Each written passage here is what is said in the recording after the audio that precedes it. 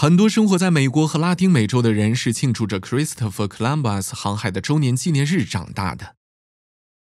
但是他到底是一位使两个世界结合在一起的勇敢的探险家，还是一个带来殖民主义和奴隶制的无情的剥削者？而且他真的发现了美洲吗？是时候让历史中的 Columbus 和真实的 Christopher Columbus 出庭受审了。安静，请保持法庭中的秩序。等一下，我今天真的需要工作吗？是的，法官大人。自1792年起，美国的很多地区就开始在10月12日庆祝哥伦布日，真正的周年纪念日。虽然这一天在1934年被宣布为法定假日，但并不是每一个州都执行，只有23个州停止公共服务，而更多的州则是完全抛弃了这个法定假日。真遗憾。在70年代，我们甚至可以把它改动到10月的第2个星期一，这样人们就可以拥有一个美好的3天周末。但我想你们讨厌庆祝活动。我们又在庆祝什么？拜托，法官大人，我们已经在学校学过了。Christopher Columbus 向西班牙国王请命，去寻找一条更好的通向印度的贸易路线，不是向东经过陆地，而是向西绕地球航行。大家都说这太疯狂了，因为他们仍然认为地球是平的。但 Columbus 更清楚，在1492年，当他向蓝色的海洋中航行时，他发现了比印度大陆更好的东西，一个全新的大陆。胡说！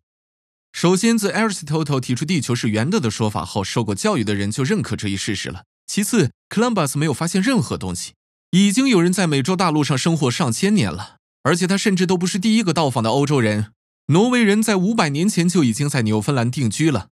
不见得吧？那我们为什么不是个个都戴着那种牛皮头盔呢？其实挪威人自己也不戴。谁在乎那些维京海盗以前干了什么事情？他们的殖民统治没有延续下去，但 Columbus 却做到了，而且他带回欧洲的消息被广为传播，激励着所有的探险家和殖民者来到美洲大陆。没有他，我们今天没人能站在这里。但也正是因为他，上百万的印第安土著人今天不能在这片土地上。你知道 Columbus 在他发现的殖民地上做了什么吗？他把第一个见到的当地人抓了起来，并在日记里描述征服并奴役这些人是多么轻而易举。拜托，那时候所有人都在自相残杀，难道那些当地人没告诉 Columbus 其他部落突袭并带走俘虏的事情吗？没错，但是部落间的冲突只会偶尔发生，而且规模有限，不会消灭掉90%的人口。为什么纪念 Columbus 对你如此重要？法官大人，对于在欧洲斗争的人们来说， Columbus 的航行是一件鼓舞人心的事，代表着自由和新的开始。而且他的发现给了我们的祖父母和曾祖父母来到这里并为自己的孩子们创造更好的生活的机会。难道我们不应该让一个英雄来提醒所有人，我们的国家是建立在移民者的奋斗上吗？那原住民的抗争又怎么算？他们被屠戮殆尽，然后被赶进保留地，而他们的后代至今仍承受着贫穷与歧视。你怎么能把这样一个制造出这么多苦难的人理解为英雄呢？这就是历史，你不能用现代的标准去评价一个15世纪的人。那时的人甚至认为传播基督教精神和文明给全世界是一项道德义务的。事实上，即使用旧标准看，他也是个坏人。在统治伊斯帕尼奥拉岛时，他折磨致残那些进贡黄金不够多的原住民，并将只有9岁的女孩作为性奴贩卖。而他甚至对他统治下的其他殖民者也很残忍，到了被革职并打入监狱的程度。当传教士 Bartolomé de las Casas 来到伊岛时，他写道：1494到1508年间，超过300万人死于战争、奴役和挖矿。未来的一代，谁会相信这样的惨剧？好吧，我不确定我是否相信这些数字。难道就没有其他方式来庆祝这个节日吗？在一些拉美国家，人们以其名字庆祝这一天，比如民族之日。在这些地方，这更多是对土著人与多文化融合的庆祝，庆祝这些文化熬过了殖民时期。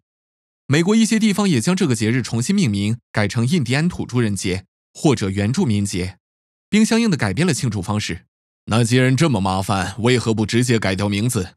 因为传统，普通人们需要英雄和他们的建国神话。